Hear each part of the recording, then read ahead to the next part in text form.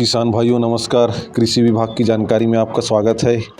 चने की बुआई करके लगभग 1 महीने के पश्चात चने में एक बहुत ही खतरनाक कीट का आक्रमण होता है, जिसे चने का कटवा कीट या केसवर्म या चने की सूड़ी आदि नामों से जाना जाता है। इस कीट का आक्रमण होने पर चने की फसल में 25 से लेकर 35% तक नुकसान हो जाता है।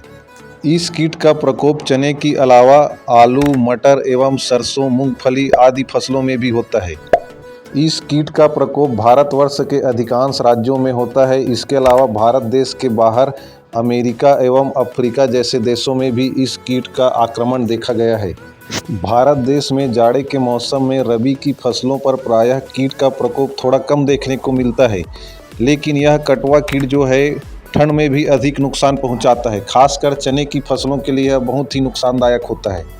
इस कीट का सूड़ी अवस्था ही नुकसान पहुंचाता है और इसके काटने एवं चबाने वाले मुखांग होते हैं, इसलिए इसे कटवा कीट के नाम से भी जाना जाता है।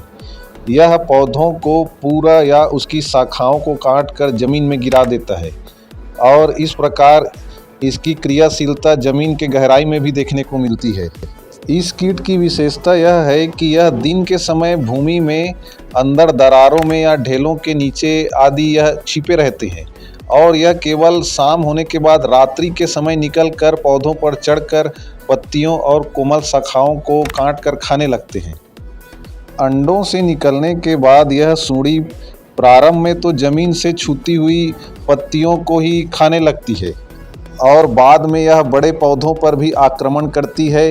इसके अलावा छोटे उग रहे पौधों को प्रायः जमीन की सतह से ही काट देती है, जिससे पूरा पौधा ही सूख जाता है और बड़े पौधों की केवल शाखाओं को ही काटती रहती है। वास्तव में यह सूड़ी खाती कम है और नुकसान अधिक करती है। यह सूड़ी गिरी हुई पत्तियों और छोटी छोटी शाखाओं को खींचकर जमीन के अंदर ले जाती है और दिन में भी यह खाते रहती है। इस प्रकार इस कीट के आक्रमण से, क्योंकि यह पत्तियों एवं छोटे शाखाओं को अधिक मात्रा में काटने लगती है, इससे चने की बढ़वार बहुत ही कम हो जाती है। इसके परिणाम स्वरूप चने की पौधों में फूल एवं फलियां बहुत ही कम मात्रा में बनने लगती है और उपज में प्रतिकूल प्रभाव पड़ता है। चने की फसल पर इस कीट का प्रयोग नवंबर से लेकर फरवरी के महीने तक रहता है, क्योंकि यह कीट जो है शीतकाल में भी सक्रिय रूप में रहती है और चने की फसल के बाद इसका प्रकोप आलू की फसल में भी देखने को मिलता है। यदि इस कीट के बारे में और जानने की कोशिश करें तो इस कीट का जीवन चक्र मुख्य रूप से 4 अवस्था का होता है। इसमें पहला अवस्था एग यानी अंडे का होता है। इसमें जो प्रौढ़ यानी जो एडल्ट है वह प्रायः मैदानी भागों में जाड़े के प्रारंभ में यानी अक्टूबर माह में अंडा देना प्रारंभ कर देते हैं। एक मादा अपने जीवन काल में औसतन 300 से 350 तक अंडे देती है और अंडों के फूटने का समय लगभग 12 से 15 दिन तक का होता है। इसकी दूसरी अवस्था होती है सूड़ी यानी लार्वा। अंडे के फूटने के बाद यह सूड़ी जो है रात्रि के समय कोमल शाखाओं और पत्तियों को खाते रहती है। यही अवस्था फसलों के लिए नुकसानदायक होता है। यह कीट लगभग 40 मिलीमीटर लंबा होता है। इसका सिर काला एवं हल्के हरापन लिए हुए भूरे रंग का होता है। इस कीट की तीसरी अवस्था को कृमि कोष यानी प्यूपा अवस्था कहते हैं। इस समय यह लार्वा जो है जमीन के अंदर मिट्टी के खोल में कोषा अवस्था में बदलती है और इस समय इसका रंग लाल होता है और यह लगभग 10 से 30 दिनों के पश्चात प्रौढ़ यानी एडल्ट कीट वहां से बाहर निकलते हैं।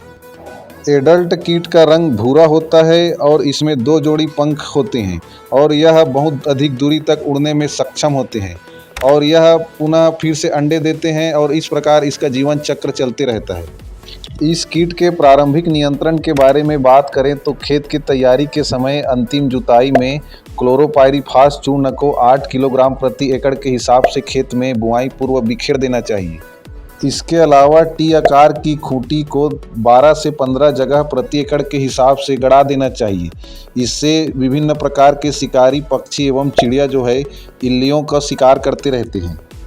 रासायनिक नियंत्रण के बारे में बात करें तो क्लोरोपाइरीफास 20% ईसी का 1250 ml मात्रा प्रति हेक्टेयर की दर से उपयोग करना पड़ेगा।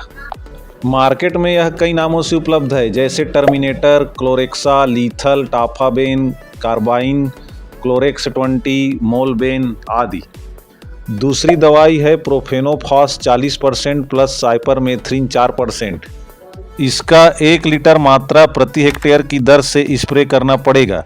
मार्केट में यह प्रॉक्स सुपर, टेक 44, एक प्रो पॉलीस्टार, प्रॉप सुपर या प्रॉपर आदि नामों से उपलब्ध है। तीसरी दवाई है इमामेक्टिन बेंजोएट 5% एसजी। यह मार्केट में कई नामों से उपलब्ध है, जैसे प्रोक्लेम, प्रोस्टार, ईमा 5। इसका उपयोग 200 ग्राम प्रति हेक्टेयर की दर से उपयोग करना पड़ेगा। तो इस प्रकार किसान भाई उपरोक्त में से किसी भी एक दवाई का उपयोग करके कीटों एवं इल्लियों से छुटकारा पा सकते हैं। तो यह जानकारी कैसी लगी किसान भाइयों, जरूर बताइए। धन्यवाद।